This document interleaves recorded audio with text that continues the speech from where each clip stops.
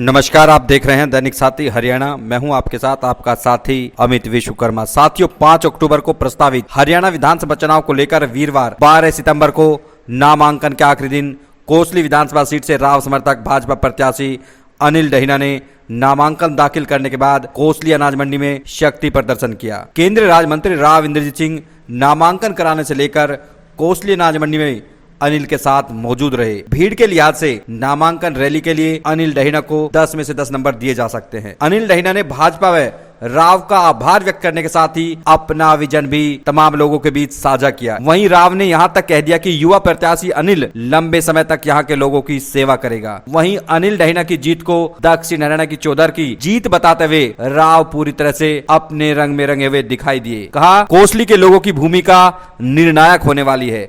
रोहतक वालों को सत्तासीन करना है या फिर उनको रोकना है। इतना ही नहीं, दिल का दर्द राव की जुबा पर आखिर आ ही गया। पार्टी को चुनौती देते हुए कहा, दोनों बार हमारे चलते सरकार बनी लेकिन पूछ नहीं हुई। सीएम बनने के सवाल पर कहा कि 12 साल में तो कूड़ी के दिन भी आ जाते हैं, अब जमाना फॉरवर्ड है तो 10 साल में आने चाहिए। दक्षिण हरियाणा में अधिकतर टिकट उनके इशारे पर मिलने के सवाल पर कहा कि इस बार पूछ जरूर होगी। जिन लोगों ने बीच में दरार डालने का काम किया, टिकट और जीत के बाद वह भी ऐसा नहीं कर पाएंगे और ये लोग हमें बाहर वाले भी नहीं कह पाएंगे। संदेश साफ है, विरोधियों को जवाब मतलब टिकट वितरण में ठिकाने लगा दिया। राव ने एक सवाल के जवाब में दक्षिण हरियाणा की सभी सीट पर जीत का भी दावा ठोक दिया।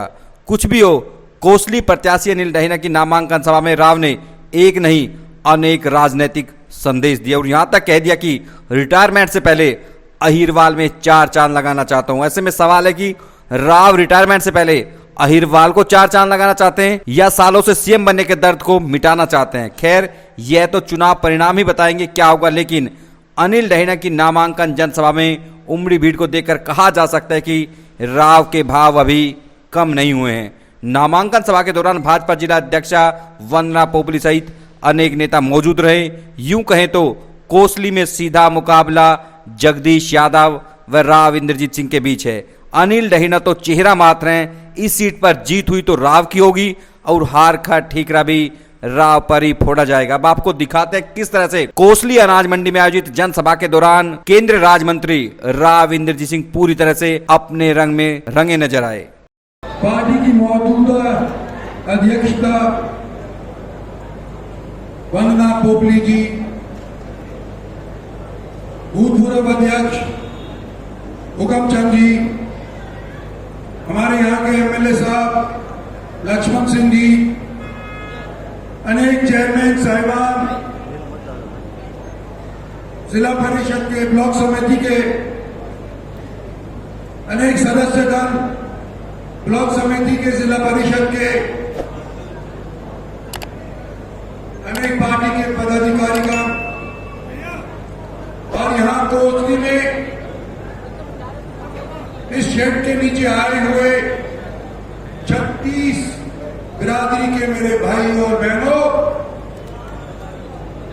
आज इलेक्शन के दौर के अंदर अनिल का पर्चा बनवाने के लिए आप लोगों के बीच के अंदर मैं उपस्थित हुआ हूं और आपने इतनी भारी तादाद में आकर के न केवल मेरा, न केवल अनिल का, बल्कि जो भी भारतीय जनता पार्टी के पदाधिकारी यहां पर बैठे हैं या आपके अंदर बैठे हुए हैं, उनका भी खून बढ़ाने का आप लोगों ने काम किया है। आपका बहुत बहुत शुक्रिया। फैसला बहुत लेट हुआ, ये मैं मानता हूं, लेकिन बड़ी मंथन के बाद ये फैसला किया गया है और हमारे से ज्यादा शायद कांग्रेस वालों को चिंता होगी क्योंकि तो हमारी टिकट का फैसला होने के बाद वो कल रात तक भी अपनी टिकट बांटते ढूंढ रही थी। मैं आज से कुछ दिन पहले धन्यवाद करने के लिए कोसली आया था। आसपास के गांव भी लोग थे, बहुत भारी भीड़ थी और मैंने एक कहा था उस टाइम के ऊपर कि अगर मेरा बस चला, और क्योंकि मैं आज 74 साल का हो चुका हूं, तो आने वाले समय के अंदर जवान पीढ़ी को मशाल देने के लिए अपनी तरफ से मैं करती हूं। भारतीय जनता पार्टी ने सुनी और यहां से भी आपको एक जवान नुमाइंदा भारतीय जनता पार्टी के टिकट के ऊपर पेश किया। ये सब जानते हैं कि ये ईमानदार है, खाते पीते खानदान से आता है। अगर खाली पेट वाला आता तो क्या पता क्या कर देता राजनीति के अंदर घुसने के लिए, लेकिन इसका तो पेट भरा हुआ है। और नम्र है। आप लोगों का काम करने के लिए मैं समझता हूं इससे बेहतरीन आज के दिन कोई शख्स हो सकता है, लेकिन क्योंकि पार्टी ने इसको टिकट दिया है इसलिए हम इसको आज के दिन अपनाएं। ये आपसे निवेदन करना के लिए आप लोगों के बीच के अंदर आया हूं। मैं ये भी कहना चाहता कि यहां पर अनेक साथी बैठे हैं और मेरे को भी 11 साल हो गए, 10 साल हो गए पार्टी के अंदर। कई लोग यहाँ पे बैठे हैं जो 5 साल के बाद, 6 साल के बाद, सिर्फ चौहान साहब तो शायद 20 साल 25 साल से भारतीय जनता पार्टी के अंदर हैं, लेकिन 10-12 साल के अंदर भारतीय जनता पार्टी इसकी ताकत हरियाणा के अंदर दिन प्रतिदिन बढ़ी है। हमने बढ़ाया, इस क्षेत्र के लोगों ने भारतीय जनता पार्टी को सहयोग देकर के भारतीय जनता पार्टी की ताकत बनाई है। 2 बार अगर सत्तासी भारतीय जनता पार्टी हुई है तो आप लोगों के सहयोग की वजह से हुई है, नहीं तो इसके लिए हरियाणा के अंदर इतिहास के ऊपर आप नजर दौड़ा करके देखो, ज्यादा से ज्यादा 11 हुआ करते थे और कम से कम 2 हुआ करते थे। इसके बीच में इनका नफरी गिनी जाती थी जब से हरियाणा बना, जब से। और नरेंद्र भाई मोदी बने प्रधानमंत्री और मैंने ज्वाइन करी भारतीय जनता पार्टी। मेरे साथियों के साथ जब हम गिरे तो भाई 2 बार भारतीय जनता पार्टी चंडीगढ़ के अंदर सत्तासीन हो गई। हो सकता है कि जीडी रोड के अंदर कमजोरी दूसरी बार में आ गई हो, लेकिन हमारे यहां पर कमजोरी दूसरी बार में नहीं आई। ये पत्रकार बंधु हमारे साथीगण जब इंटरव्यू देते हैं तो पूछते हैं कि तुम लोगों ने 2 बार सरकार बनाई, लेकिन तुम्हारी क्या वाजिब पूछ हुई? और मैं आज आपको कहना चाहता हूं, इनको जवाब देना चाहता हूं कि मैं नया था। भारतीय जनता पार्टी में नए को परख करके ही कुछ न कुछ आगे बढ़ाने का मौका देते हैं।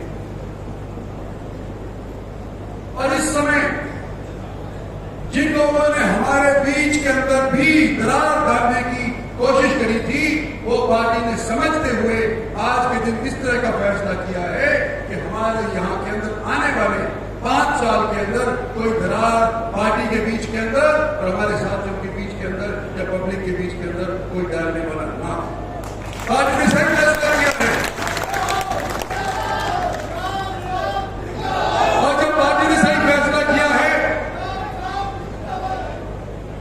जब पार्टी ने सही फैसला किया है तो मैं आपसे और खासतौर पे भारतीय जनता पार्टी के पुराने कार्यकर्ताओं से ये कहना चाहता हूं कि मैं भी सुनता आया, अपने वर्करों से सुनता आया। भारतीय जनता पार्टी के पास आते हैं देश के शीर्ष नेतृत्व वाले, वो भी मेरे को बताते हैं कि ये चर्चा रहती है जब जाते तुम्हारे दक्षिणी हरियाणा के अंदर कि पार्टी वाले इंद्रजीत सिंह के आदमियों को नहीं पूछते और इंद्रजीत सिंह के आदमी पार्टी वालों को नहीं पूछते। दोनों तरफ से इस बात की शिकायत आ रही है। तो मैं आप सभी को कहता हूं, पार्टी वालों को भी कहता हूं, पुराने साथियों को भी कहता हूं कि 10 साल हमारे को भारतीय जनता पार्टी के अंदर हो गए। आप लोगों ने हमारी कार्यशैली दिए है, हमने किसी का घर नहीं लूटा, हमने किसी का बिगाड़ा नहीं। हम तो सिर्फ एक चीज चाहते हैं कि दक्षिणी हरियाणा का महत्व बढ़े और इसके बाद, आज के बाद, इस इलेक्शन के बाद कोई यूं नहीं कहे कि ये भारतीय जनता पार्टी का था और ये नया आया हुआ है। मिलकर के कंधे से कंधा मिलकर के 36 बिरादरी को हमारे को ये काम करना पड़ेगा। जब जाके के अगले 5 साल के अंदर अब 70 सीट दोबारा से हो पाएंगे या दोबारा से हो पाएंगे। इसलिए आज के बीच मैं कहना चाहता हूं कि आपने भी सुना है, मैंने भी सुना है, जो देहात में रहने वाला होता है उसने सबने सुना है कि 10 साल के बाद तो कूड़ी का भी नंबर आया।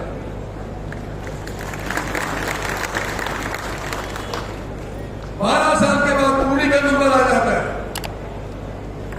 पर आज फास्ट ट्रैक हो गया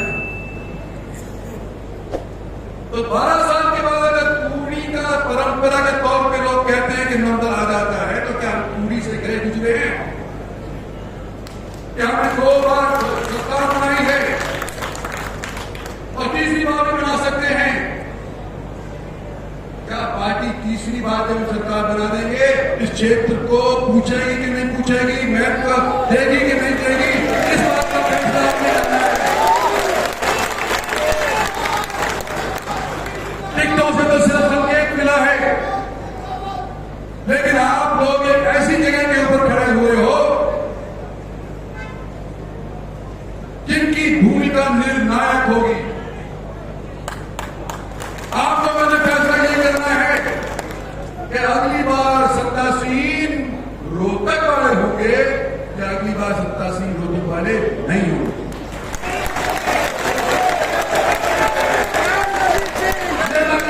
कहने वाला नहीं दे सकता ये फैसला